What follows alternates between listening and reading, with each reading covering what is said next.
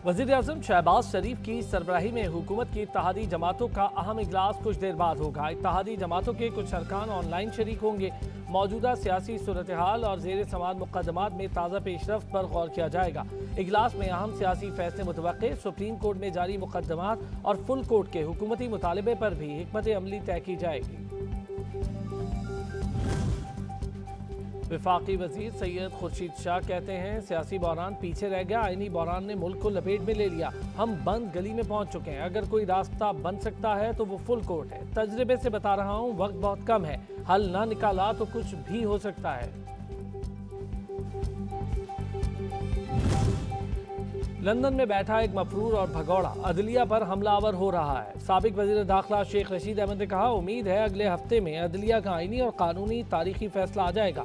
राना सनाउल्लाह के फरमुदात खुल्लम खुल्ला ऐलान जंग है और अवाम दुश्मनी के मुतरादिफ हैं। वजीर खजाना के बयानात नाअहली का एतराफ़ है। मुल्क बंद गली में दाखिल हो चुका है। हुकूमत अदलिया पर हर तरफ से दबाव डाल रही है। और कराची एयरपोर्ट पर पुलिस ने शहरी का गुमशुदा बैग ढूंढकर शहरी के हवाले कर दिया। 10 मार्च को शहरी मोहम्मद असलम दुबई से कराची पहुंचा था। एयरपोर्ट से शहरी का हैंडबैग गुम हो गया था। हैंडबैग में 20 लाख मालियत के सोने के जेवरात मौजूद थे। पुलिस ने शहरी का हैंडबैग ढूंढकर मुकम्मल ताउन के साथ शहरी के हवाले कर दिया।